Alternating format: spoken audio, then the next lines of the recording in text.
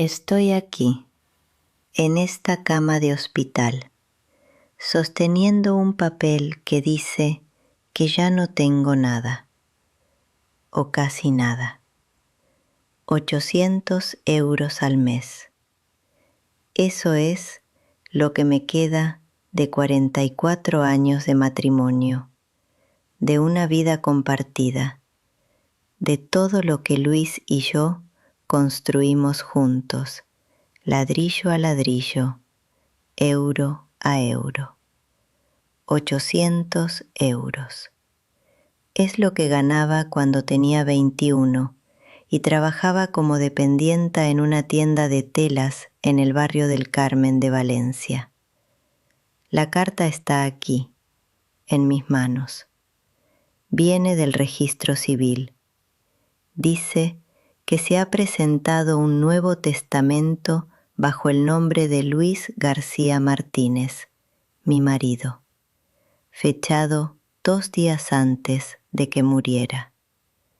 2 días. Un testamento que yo nunca vi, nunca firmé, que no aparece en nuestros documentos, que no conocía de nada. Y en ese testamento, que es completamente falso, la casa donde vivimos 38 años pasa a Héctor. La propiedad que alquilamos en las afueras de Valencia pasa a Héctor. Los ahorros pasan a Héctor. Yo recibo 800 euros al mes, como si fuera una extraña, como si fuera alguien a quien Luis deseara mantener, pero no heredar. Lo he leído 3 veces. Mis manos no tiemblan. La enfermera me pregunta si me encuentro bien y no sé qué decirle. No estoy bien, pero tampoco estoy rota. Algo frío y extrañamente claro se asienta en mi pecho. No es tristeza, no es rabia, es algo peor, es claridad. Es la comprensión de que en el momento en que Luis cerraba los ojos por última vez, alguien ya estaba pensando en robar lo que era nuestro. Alguien muy cercano. Dejo la carta a un lado. La enfermera me dice que necesito descansar, que es malo para mi recuperación. Todavía estoy aquí por la operación de cadera. Hace 8 días entré en el quirófano. He pasado 8 días mirando el techo, pensando en Luis, tratando de comprender cómo alguien como él simplemente se apaga y desaparece. Y ahora descubro que mientras yo estaba aquí inconsciente durante horas bajo anestesia, mientras mi cuerpo era reparado, alguien estaba firmando documentos falsos a mi espalda. Levanto el teléfono. Mis dedos saben exactamente dónde llamar, porque Luis me lo dijo hace 2 años, cuando me entregó un papel doblado con un número escrito a mano. Si las cosas salen mal después de que me haya ido, me dijo, llama a este hombre. Él lo tiene todo. Nunca le pregunté qué significaba eso. Nunca le pregunté qué era lo que tenía Federico. Simplemente guardé el número en un cajón de la mesilla de noche y traté de no pensar en por qué Luis me estaba dando instrucciones sobre qué hacer si algo le pasaba. Pero Luis era Luis. Era un hombre que construía contingencias. Era un hombre que jugaba al ajedrez, que pensaba en terceros movimientos mientras la mayoría de la gente apenas podía ver el siguiente. Así que cuando el teléfono en la otra línea suena una sola vez y luego una voz que no he oído en 2 años dice: Carmen, la estaba esperando. No me sorprende del todo. Su nombre es Federico Pardo. Era abogado de sucesiones. Se jubiló hace 5 años, pero por cómo habla, por la certeza en su voz al decir mi nombre sin que yo le haya dicho quién soy, sé que Luis no simplemente le dio un número de teléfono a un amigo de confianza, le dio a un aliado, le dio a alguien que sabía exactamente qué hacer si alguna vez llegaba esta llamada. ¿Cómo está?, pregunta Federico. Estoy en el hospital, digo, y mi voz suena distante, como si viniera de otra habitación. Acabo de recibir una carta sobre un testamento que no existe. Hay una pausa. No es una pausa incómoda, es una pausa de confirmación. Como si Federico hubiera estado esperando años a que yo dijera exactamente eso. ¿Mañana a las 9? Pregunta. Sí, digo. Mañana a las 9. Cuelgo el teléfono. La enfermera entra con mi medicación para la noche y me pregunta por qué tengo las manos tan apretadas. No me he dado cuenta. Aprieto la carpeta mental sobre mi vida con Luis, tratando de entender cuándo, en algún punto en el que yo no estaba mirando, mi marido tomó una decisión que cambiaría todo. Luis y yo nos casamos un sábado de primavera en 1979. Yo tenía 23 años, él tenía 24. Fue una boda pequeña, en la iglesia de la Inmaculada en Valencia, con 132 personas. Conozco el número exacto porque después me pasé años contando la factura del catering una y otra vez, asombrada de que hubiera cabido tanta gente. Toda mi familia estaba allí, toda la suya también. Luis trabajaba en una constructora, era capataz. Yo trabajaba en esa tienda de telas. Nos habíamos conocido porque su hermana, Montserrat, entraba a comprar telas para sus proyectos de repostería, cosas para el hogar, y Luis la acompañaba a veces. Y un día, Luis entró solo, buscándome. Durante los primeros 5 años no teníamos casi nada. Vivíamos en un piso de alquiler de 50 metros cuadrados en el Ruzafa. Compartíamos una sola habitación. Nuestra cama ocupaba casi toda la habitación, pero éramos felices de una forma que ahora sé que no puedo explicar a las personas que no lo vivieron. Éramos jóvenes, estábamos juntos y el futuro parecía posible. Luis ascendió a ingeniero técnico. Yo dejé la tienda cuando nació Héctor, cuando tenía 26 años. Héctor fue un bebé tranquilo, un niño callado, inteligente, observador. Ya a los 8 años, Héctor contaba el dinero. No de forma descarada, sino observaba. Miraba cuándo mi madre me daba una moneda para que comprara pan. Miraba cuándo Luis traía su sueldo a casa. No lo mencionaba, solo observaba. Cuando Héctor tenía 9 años, Luis utilizó sus ahorros, 12 años de ahorros, para comprar la casa donde vivimos ahora. Es una casa bonita, no es grande. Tiene 4 habitaciones, un pequeño jardín, una cocina que huele a todas las comidas que he cocinado allí durante 38 años. Está en un barrio tranquilo de Valencia, donde conocemos a todos los vecinos, donde la gente se saluda cuando se cruzan en la calle. No es una mansión, pero es nuestra, o lo era. Cuando Héctor tenía 16 años, Luis compró una segunda propiedad con sus bonificaciones de trabajo. Un piso en las afueras de Valencia que alquilábamos a una pareja de estudiantes.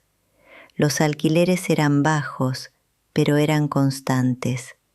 Cada mes el dinero llegaba, pequeño pero seguro. Luis era así. No buscaba hacerse rico, buscaba construir seguridad.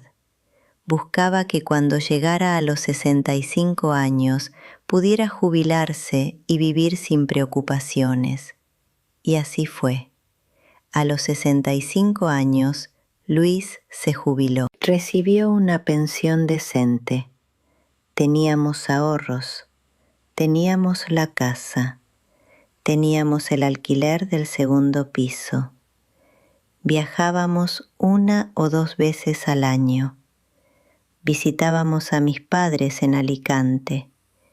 Pasábamos Navidades en familia, aunque Héctor ya tenía su propia familia para entonces.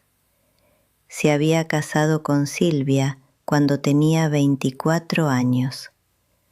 Silvia era una mujer bonita, trabajadora, de una familia de clase media.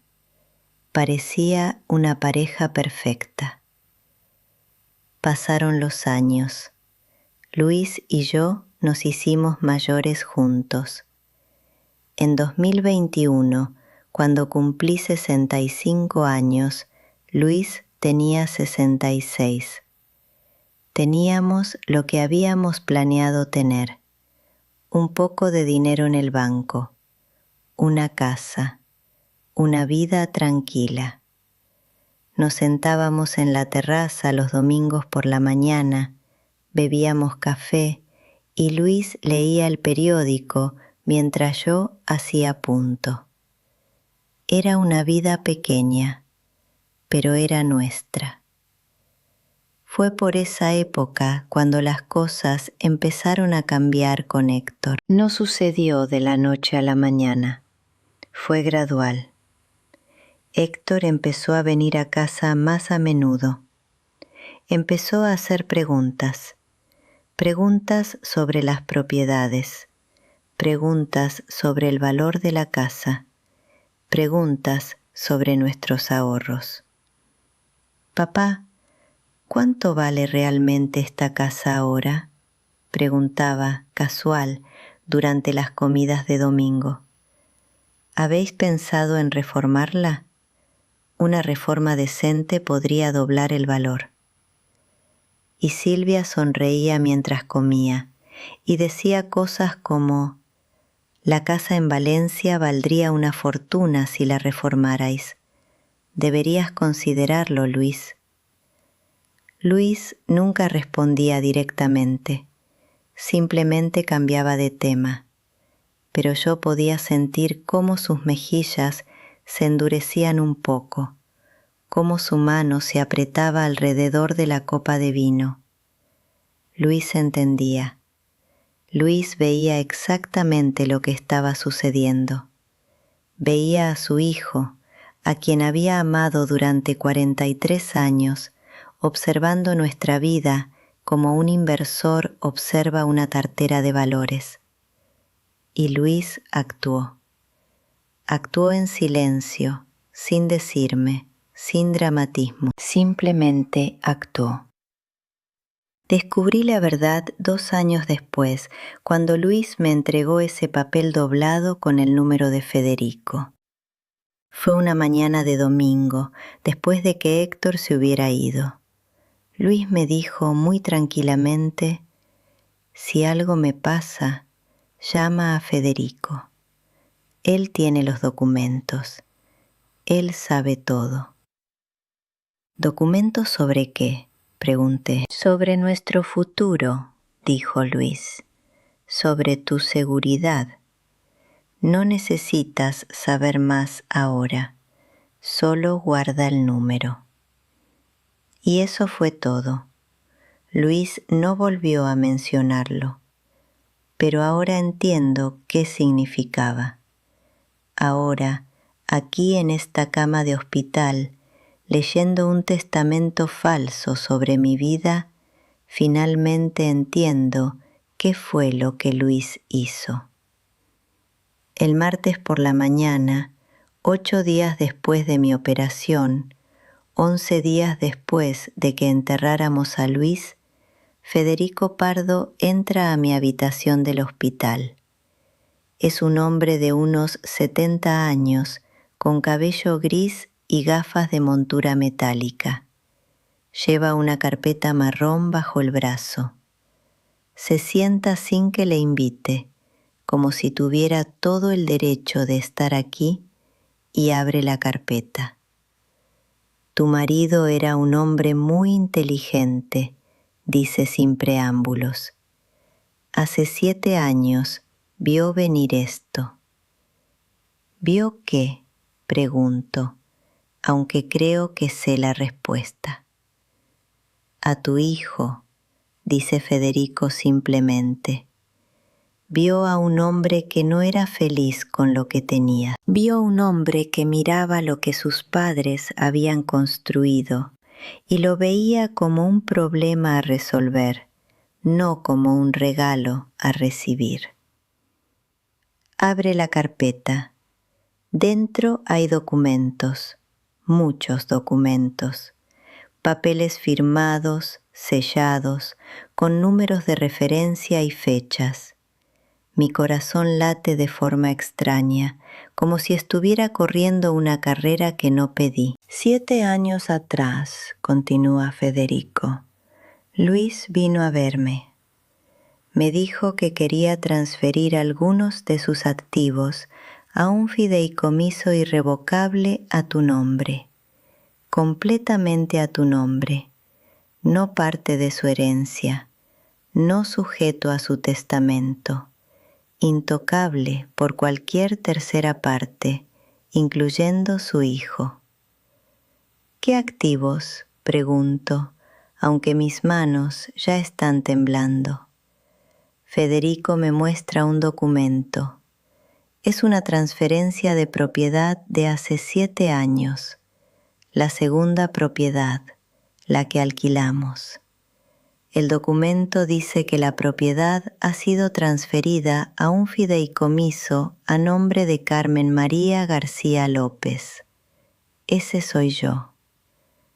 Hay más, dice Federico. Abre otro documento, luego otro, otra propiedad. Aparentemente, Luis había comprado una tercera propiedad en 2010 que yo ni siquiera sabía que existía. Un pequeño apartamento en las afueras de la ciudad, alquilado desde hace años, generando ingresos de forma constante. Ese apartamento está también en el fideicomiso, a mi nombre. ¿Y eso cuánto vale?, pregunto. Entre los 2 apartamentos, alrededor de 320.000 euros, dice Federico. Además, hay esto. Me muestra una cuenta bancaria. Una cuenta que aparentemente Luis abrió hace años bajo mi nombre, con poder notarial absoluto. Contiene 280.000 euros. Repito el número en mi mente. 280.000 euros. En una cuenta, en mi nombre, de la que no sabía nada. La casa donde vivimos, continúa Federico, la casa principal, es la única propiedad que forma parte de la herencia formal de Luis. La casa vale aproximadamente 300.000 euros en el mercado actual. Pero hay también una cuenta corriente con aproximadamente 9.000 euros. Eso es todo lo que tu hijo conseguirá si intenta probar ese testamento falso. Me quedo mirando a Federico. No puedo procesar las palabras. Es como si estuviera hablando en otro idioma. ¿Por qué?, pregunto. ¿Por qué Luis hizo todo esto sin decirme? Porque si te lo hubiera dicho, habrías intentado convencerlo de no hacerlo, dice Federico suavemente. Porque eres una buena mujer, Carmen. Eres la clase de mujer que cree que la familia debe cuidarse a sí misma, que no deberías prepararte para la traición de tu hijo. Luis sabía esto de ti, así que actuó de formas que sabía que no conseguirías parar. Me doy cuenta de que estoy llorando. No sé cuándo empecé a llorar. Mis mejillas están mojadas y no puedo respirar bien. Hay más, dice Federico, y abre una carpeta dentro de la carpeta. Es un sobre de papel grueso. En la parte frontal, escrita en la letra de Luis, dice: para Carmen, si llegamos a este punto. Mi corazón se detiene. ¿Cuándo recibiste el testamento falso?, pregunta Federico. Hoy por la mañana, digo. Entonces hemos llegado a ese punto, dice Federico. El día en que enterramos a Luis, él escribió esa carta. Me la dio en privado. Dijo que si alguna vez llegaba el momento en que el testamento falso llegara a ti, te la entregara personalmente. Extiendo la mano y Federico me da el sobre. No lo abro, simplemente lo sostengo. Puedo sentir el peso de él. Puedo sentir las palabras dentro, esperando. ¿Qué va a pasar?, pregunto. Lo que va a pasar, dice Federico calmadamente, es que tu hijo ha cometido un delito. Ha falsificado un documento legal. Lo ha presentado ante la autoridad pública. Ha intentado defraudarte. Todo eso es un delito penal. Falsificación documental, fraude, abuso económico a persona mayor. ¿Y si lo reportamos?, pregunto. Cuando lo denunciemos, corrige Federico, porque vamos a hacerlo. Voy a ir a la Guardia Civil hoy mismo. Voy a presentar una denuncia penal. Voy a presentar también una demanda civil para anular el testamento falso. Y cuando todo esto termine, el patrimonio verdadero, toda esa propiedad, todo ese dinero, será completamente tuyo, libre de cualquier reclamo. Tu hijo irá a juicio. Probablemente le condenarán. Probablemente pase un tiempo en la cárcel, aunque dado que es la primera ofensa y que probablemente pida un acuerdo con la Fiscalía, podría evitarlo con una sentencia condicional. Asiento con la cabeza, aunque no estoy segura de estar procesando nada. Todo esto me parece un sueño terrible y hermoso al mismo tiempo. Quiero que descanses, dice Federico. Voy a encargarme de todo. Voy a ir a la policía hoy. Voy a presentar los documentos. Voy a explicar lo que tu marido hizo, por qué lo hizo y lo que tu hijo ha hecho. Cuando hayas tenido tiempo de procesar esto, leerás la carta de Luis. y entonces entenderás exactamente lo que significó para él tu vida juntos. Federico se levanta, me toca el hombro con gentileza, luego se va, dejándome aquí, con el sobre en las manos, el resto de mi vida en una carpeta marrón, y la comprensión de que Luis, incluso en la muerte, sigue protegiéndome. Esa tarde, mientras la enfermera cambia mis vendajes, pienso en Luis. Pienso en él los últimos años de su vida, observando, planeando, preparándose para protegerme de algo que yo ni siquiera sabía que estaba llegando. Pienso en cuántas veces Héctor debe haber llamado, cuántas preguntas debe haber hecho sobre nuestro patrimonio, qué pequeñas observaciones debe haber dejado caer sobre dinero y herencias, mientras Luis simplemente sonreía y escuchaba y trasladaba activos a un lugar donde las manos codiciosas no pudieran alcanzarlos. Esa noche no puedo dormir. El sobre está sobre mi mesilla de noche. Sé que debo abrirlo, pero no puedo. No todavía. Primero necesito que suceda lo siguiente. Primero necesito que la máquina de justicia comience a girar.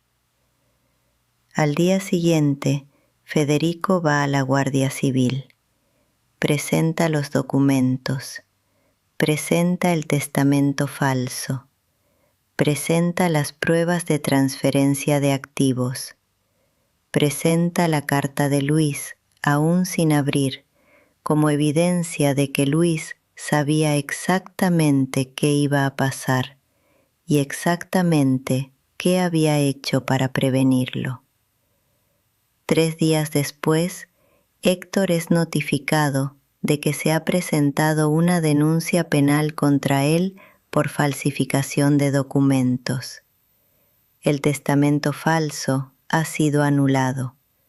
Los activos verdaderos de Luis se transfieren automáticamente a mi nombre, dado que estaban en fideicomiso.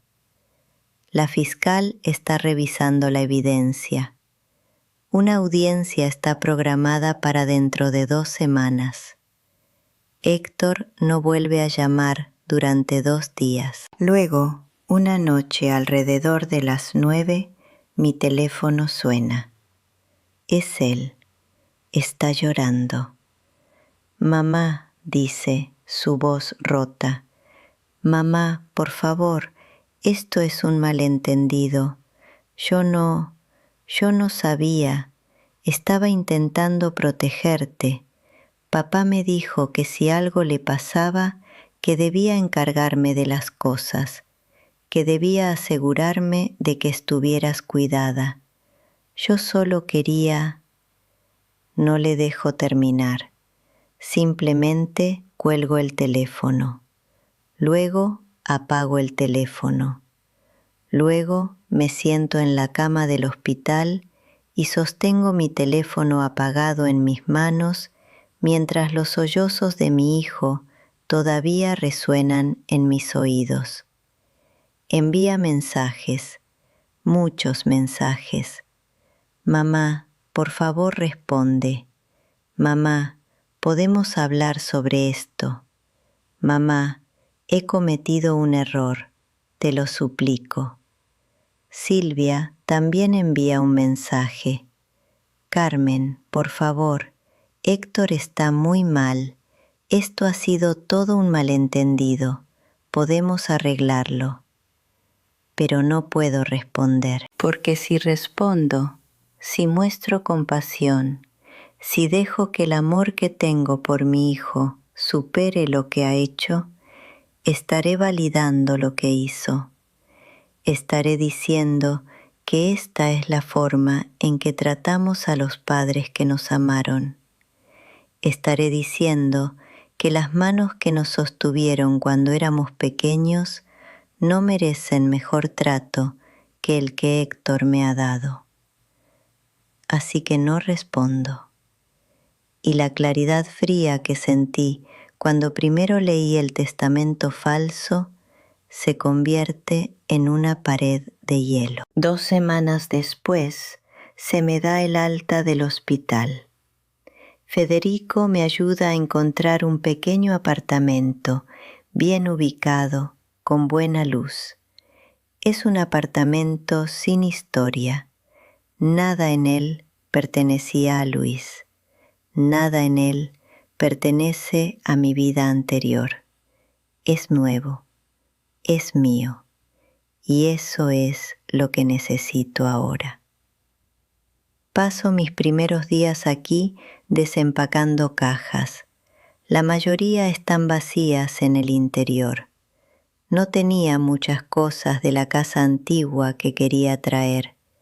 Los muebles, la mayoría de los recuerdos, los dejé allí. Venderé la casa pronto. Es demasiado grande para una mujer sola y duele demasiado. Pero hay una caja que no he abierto. Es pequeña, de cartón, y contiene el sobre que Federico me dio. El sobre con la letra de Luis. Pasan 4 días antes de que sea lo suficientemente fuerte para abrirlo. Luego, una mañana, cuando el sol entra por la ventana y el apartamento está completamente silencioso, abro el sobre. La letra de Luis es clara, aunque un poco temblorosa. El papel huele a él, a tabaco suave y a colonia de hombre mayor. Cierro los ojos por un segundo.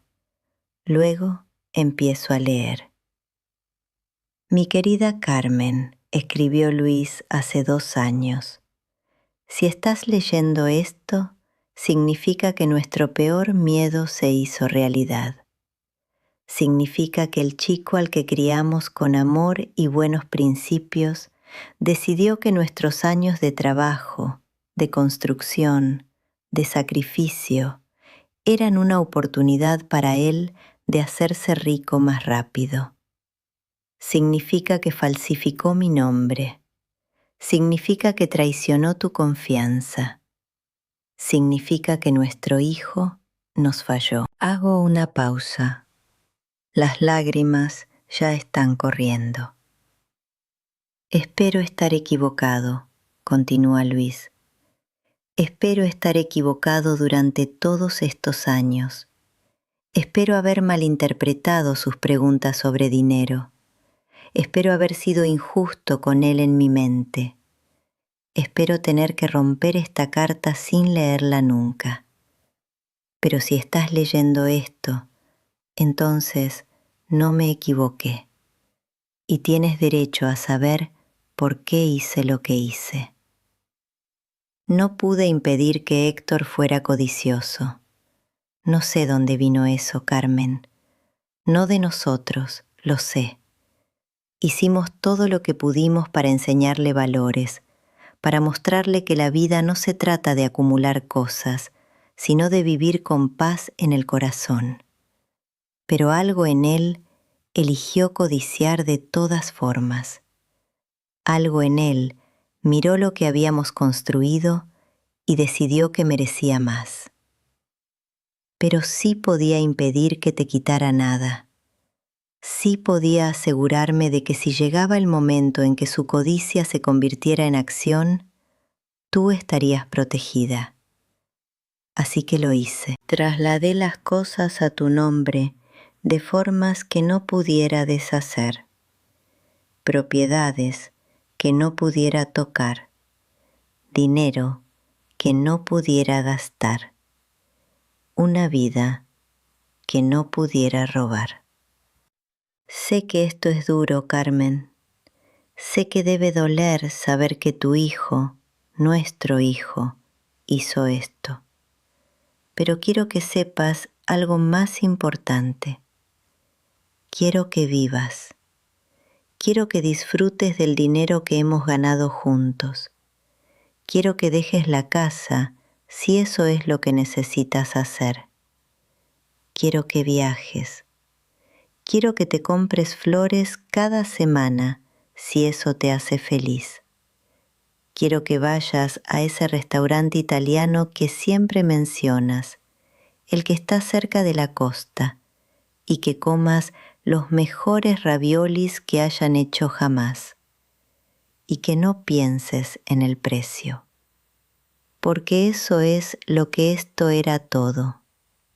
Tú. Siempre fue sobre protegerte a ti. Eras mi mundo entero, Carmen. Desde el momento en que entraste en esa tienda de telas siendo una chica joven, hasta este momento, siendo la mujer más fuerte que haya conocido. Construí todo para ti y me aseguré de que nada, ni siquiera la mano de mi propio hijo, pudiera quitarte lo que era tuyo. Te amo, incluso en la muerte te amo, y continuaré amándote en todo lo que haces con esta vida que hemos construido juntos. Gózala por los dos. Siempre tuyo, Luis. Rompo la carta en pedazos mientras lloro.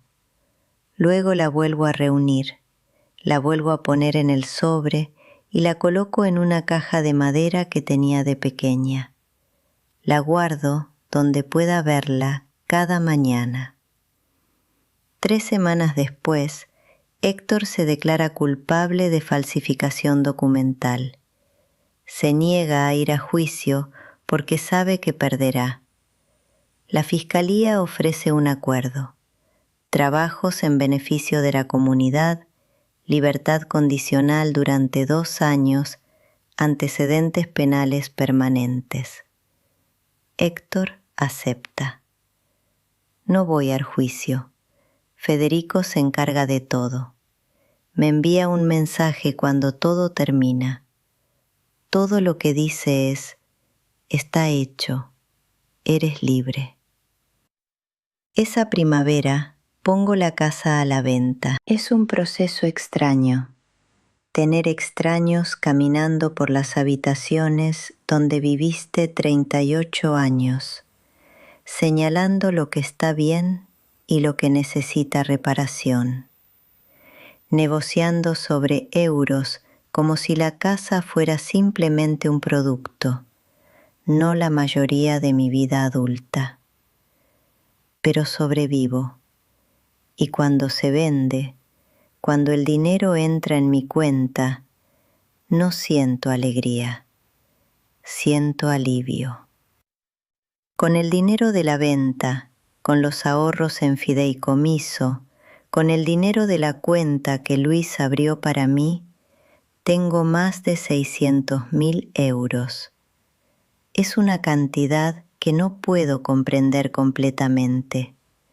Es una cantidad que Luis pasó décadas construyendo, pensando en cómo protegerme, en cómo asegurarse de que cuando él se fuera, yo no estaría sola o asustada.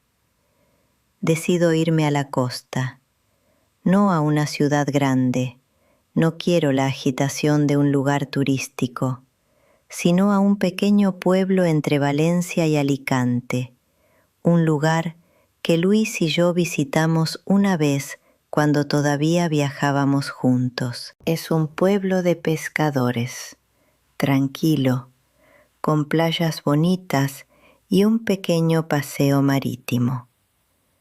Allí encuentro una casa pequeña con un jardín.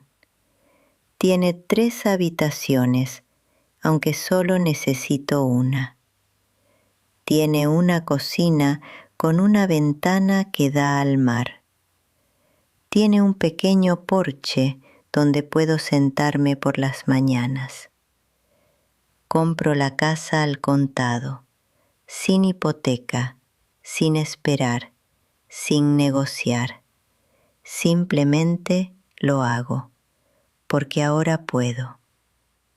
Paso mis primeras semanas aquí aprendiendo los nombres de mis nuevos vecinos. Hay una pareja mayor que vive al lado, Ramón y Teresa, que han vivido aquí toda su vida. Hay una viuda más joven al otro lado, una mujer de unos 55 años llamada Merche, que se mudó aquí cuando su marido murió. Nos vemos en el mercado. Hablamos sobre el pescado fresco y las mejores tiendas. Hablo con ella más de lo que he hablado con nadie desde que Luis murió. El restaurante italiano que Luis mencionó en su carta está a 5 minutos a pie de mi casa. Es un pequeño lugar, no muy elegante, pero tiene las ventanas abiertas al mar y los raviolis son verdaderamente magníficos. Empiezo a ir cada viernes por la noche. Siempre pido los raviolis. Siempre me siento en la misma mesa, cerca de la ventana, y siempre dejo dinero extra de propina, porque me gusta pensar que Luis está aquí conmigo, disfrutando de la comida, contento de que finalmente estoy viviendo la vida que él quería para mí. El juicio de Héctor es rápido después de su declaración de culpabilidad. No hay sorpresas. Recibe 2 años de libertad condicional, 300 horas de trabajos en beneficio de la comunidad y un antecedente penal permanente. La pena es leniente porque es la primera ofensa, porque se declara culpable rápidamente, porque sabe que no tiene defensa. Federico me envía copias de todas las documentaciones legales. Las leo una vez, luego las guardo en una carpeta que no pienso volver a abrir. No sé qué pasa con Héctor después de eso. Federico dice que probablemente él y Silvia se divorciarán. Esto es lo que suele pasar cuando la verdad sobre una persona emerge de esta forma. Federico dice que probablemente Héctor pasará el resto de su vida sintiéndose avergonzado, lo que es exactamente lo que merece. Federico dice que probablemente nunca intentará contactarme de nuevo, porque sabe que no tiene nada que ofrecerme excepto dolor. Y tiene razón. Héctor no vuelve a llamar. No envía más mensajes. Simplemente desaparece. Se convierte en el hijo que no tengo. Simplemente existe en algún otro lugar, viviendo una vida que no quiero saber nada sobre ella. Pasando el tiempo aquí en el pueblo, aprendo a vivir de nuevo. No de la forma en que vivía con Luis, eso nunca volverá a ser igual, sino de una forma nueva, de una forma en la que estoy completamente sola, pero extrañamente no estoy sola en absoluto. Cada mañana me levanto a las 6:30, hago café en la cocina pequeña y me siento en el porche mirando hacia el mar. Y mientras bebo el café, le hablo a Luis. Le cuento sobre mi día. Le cuento sobre Merche, que vino el martes pasado y le presté un vestido para una boda. Le cuento sobre la semana pasada cuando fui al mercado y vi alcachofas hermosas, exactamente del tipo que a él le gustaba. Le cuento que compré flores, margaritas amarillas, sus favoritas. Y estoy aprendiendo lentamente a vivir una vida que a veces toqué pero que nunca realmente viví cuando Él estaba aquí. Porque esta es la verdad que descubrí en el hospital, cuando leí ese testamento falso, cuando descubrí todo lo que Luis había hecho por mí. A veces la gente nos ama de formas que no podemos comprender completamente hasta después de que se han ido. A veces protegen nuestras vidas de formas que nunca nos dicen. A veces construyen castillos de seguridad alrededor de nosotros que no vemos hasta que necesitamos vivir dentro de ellos. Luis construyó mi vida y luego, cuando supo que su muerte se acercaba, simplemente trasladó las paredes para asegurarse de que yo pudiera continuar viviendo dentro de ella, segura, protegida, libre. Y ahora, cada mañana, mientras le hablo al mar, siento que está conmigo. Siento que está viendo cómo vivo. Siento que está contento porque finalmente, después de una vida de trabajo, de construcción, de sacrificio, finalmente estoy permitiéndome ser feliz. La vida es extraña, es injusta, es impredecible.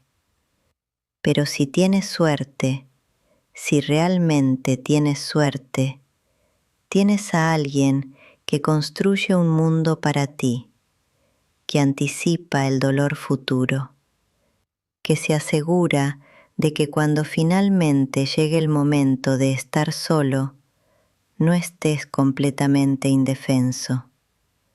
Yo tuve eso, tuve a Luis, y aunque está desaparecido, aunque sus manos ya no pueden sostener las mías, cada día vivo en el mundo que construyó para mí. Y eso es suficiente, es más que suficiente, es todo.